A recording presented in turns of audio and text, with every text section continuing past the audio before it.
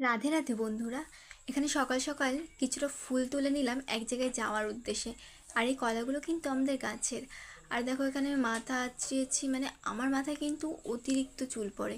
আর এটার যদি কারোর কাছে কোনো সলিউশন থাকে প্লিজ আমায় জানিও গো। আর দেখো এখানে আমি হালকা সানস্ক্রিন মেখে নিচ্ছিলাম, এত রোদে বেরোবো, একটু সানস্ক্রিন না মাখলে হয় বলো। আর ছোট্ট একটি টিপ পরে হালকা লিপ বাম লাগিয়ে আমি কিন্তু তৈরি হয়ে নিয়েছি। আর তৈরি হয়ে আমি কিন্তু বসে পড়েছিলাম খেতে। আর মেনুতে ছিল পটল ভাজা আর কচুর গাঠির তরকারি।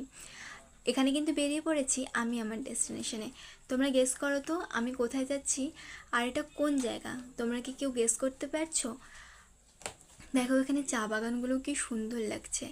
বিশেষ করে আমার কিন্তু গ্রাম্য পরিবেশ ভীষণ ভালো লাগে। দেখো চারি সাইডে কি সুন্দর সবুজ গাছপালা, এটা কিন্তু হচ্ছে আমাদের শর্টকাট রাস্তা মামাবাড়ি যাওয়ার। আর এখানে জাস্ট দেখো ভিউটা কি সুন্দর, জাস্ট ওয়াও। আর এখানে কি সুন্দর হাওয়া হচ্ছে, মনেই হচ্ছে না যে এখান থেকে সরি, মনে হচ্ছে এখানেই দাঁড়িয়ে থাকে। আর আমি আমি আর বৌদি হাঁটতে হাঁটতে পৌঁছে গিয়েছিলাম আমার মামা বাড়ি। এখানে শুধু মামির রিয়াকশানটা দেখো। হ্যাঁ, আমরা এসেছি আমার মামা বাড়িতে।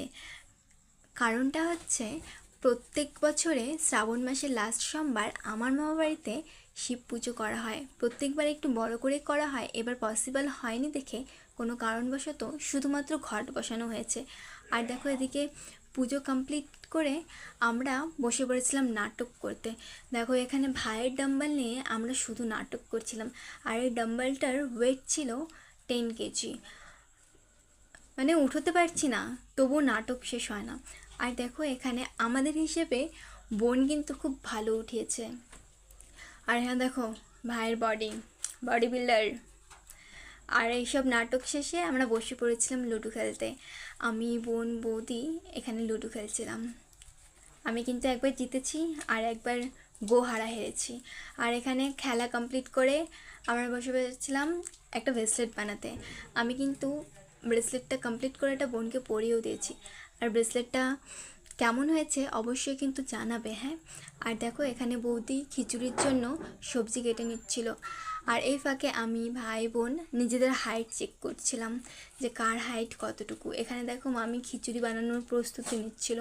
আর এই ফাঁকে বোন আমাকে একটা লেবুর টুকরো এনে দিয়ে বলে এটা কিন্তু মানে বিনা এক্সপ্রেশনে খেতে হবে। আমি অবশ্য পেরেছি, মানে আমি খোসা শুদ্ধ খেয়ে নিয়েছি বিনা এক্সপ্রেশনে। তোমরা কারা কারা আমার মতন বিনা এক্সপ্রেশনে লেবুর টুকরো খেতে পারবে অবশ্যই জানাবে। আর দেখো তো বন্ধুরা, তোমরা এই গাছটাকে চিনতে পারো নাকি? এটা কোন গাছ তোমরা কি বলতে পারবে? আর যাদের গ্রামে বাড়ি অবশ্যই কিন্তু এই গাছটা চেনা প্রয়োজন। দেখো তো এই গাছটাকে